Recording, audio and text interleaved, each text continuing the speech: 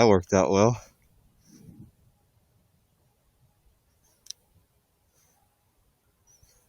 There's the possum. All right, y'all, so how crazy was that? Man, that was awesome. All right, so let me give you a little bit of a backstory because that all happened super fast. Okay, so I'm out here tonight and I'm doing kind of a combination coyote calling and coon hunting deal. So it's still really bright out.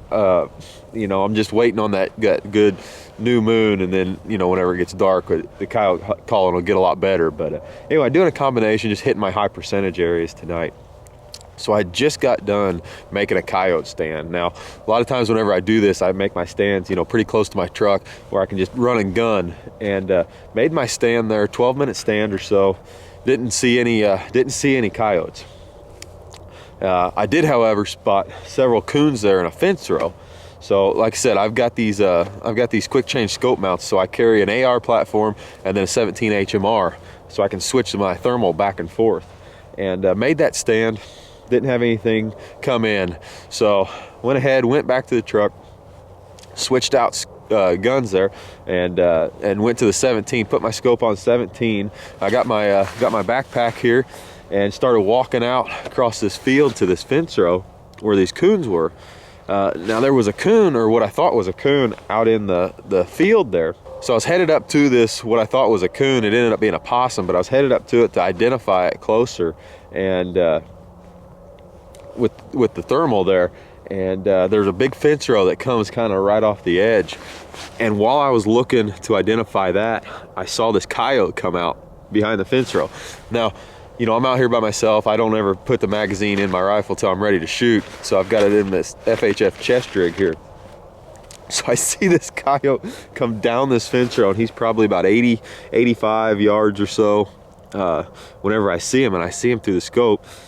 And so real quickly, I get the magazine out, load it in the gun, rack around, hit record. That's about what you guys saw. So in this whole time, he probably could see me. It's so bright tonight, being that close. But anyway, he took off. I whooped at him a couple times there, and I pulled off a shot with those 17 HMR. How crazy is that? But anyway, so I don't know if it's just a good shot or me being lucky, but you know, I don't even care at this point. Coyote's down, that sucker dropped. Have a look at him here. This is that's pretty cool. So the shot was about 110, 115 yards running, as you can see. But let's see, let's take you out of night vision there. All right, so there he is with those 17 HMR precision, and just dumped him. Oh, how cool is that? Yeah, nice big coyote too, not rubbed at all. Good looking dog. So anyway, yeah, so how crazy is that? Like I said, I was geared up to go coon hunt. Like, I had my backpack on, I was ready to go out there. So anyway, now I'm gonna take this sucker all the way back to the truck. I got a long walk across this field, a few hundred yards anyway. So take it back to the truck, and I'm already geared up. I am gonna go get them, shoot them coons out too. So pretty cool. All right, y'all, so got that coyote drug all the way back to the truck. Man, that was a long haul. That was a big coyote.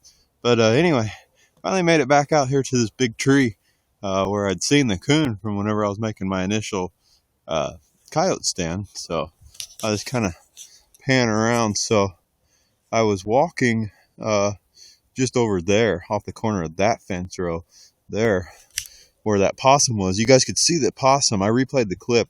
You can just barely see the possum in my line of sight there, right as I shoot the coyote. But anyway, so I was over there, and then walked all the way. I don't know if you can see my truck. Truck's way over there. Anyway, we're back to this tree here, and there's the coon. So nice big coon. We're gonna go ahead and knock him out.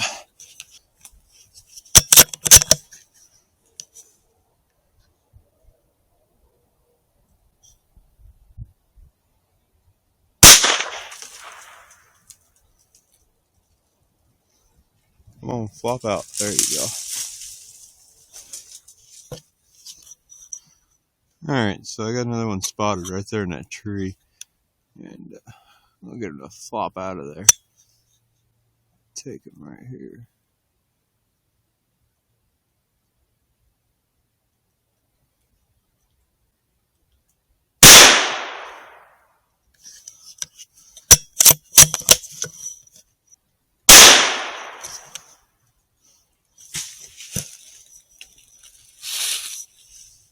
There's one. Get the second one to flop out.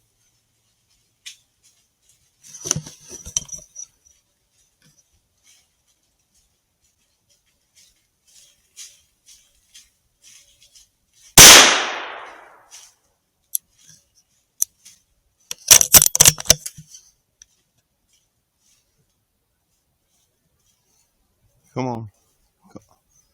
There it goes. That'll work. All right. So I was just about to drive out of this field here, and I went ahead and decided to look through the scope, and you can see there's a coon going down the tree right there. Another one or two up in the tree. There's one. And that looks like two. Maybe one.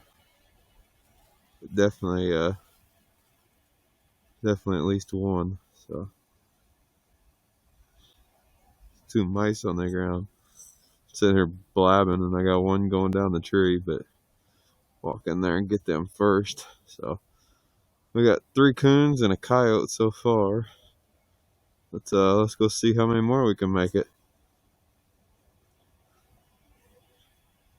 It's so bright out tonight, I'm not that concerned with the coyote hunting.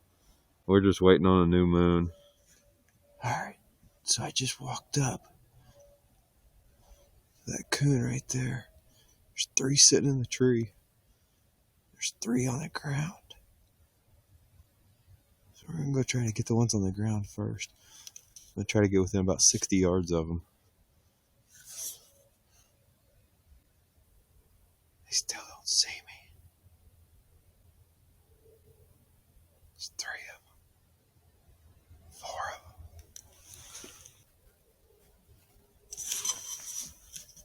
Here we go.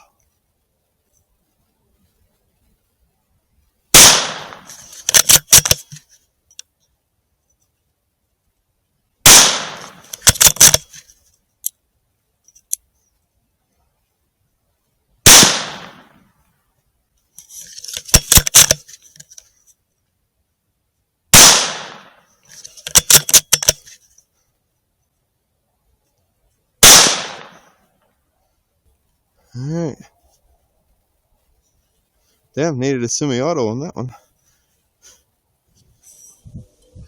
Alright, here we go.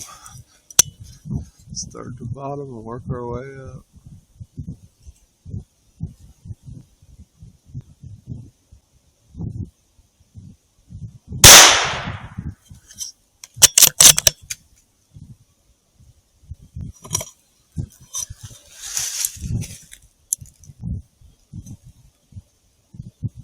Make sure he falls out.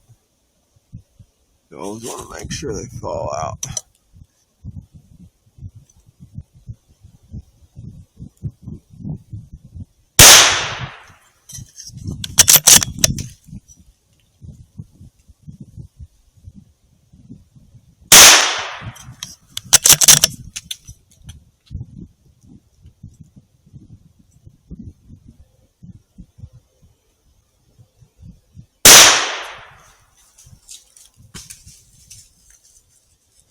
Alright y'all, so it's about to rain. It's starting to spit. I'm done. I'm calling it a night, but I'll show you what I got here. So, ended the night pretty good. There's the last 5 there. There's 9 more. And the coyote. So, anyway, 14 coons and a coyote. Not too bad for a nice little evening of hunting there. So, not quite as productive as trapping, but pretty close. Pretty close if you put the effort in it. But you definitely lose a lot of sleep. But anyway, get home, go to bed.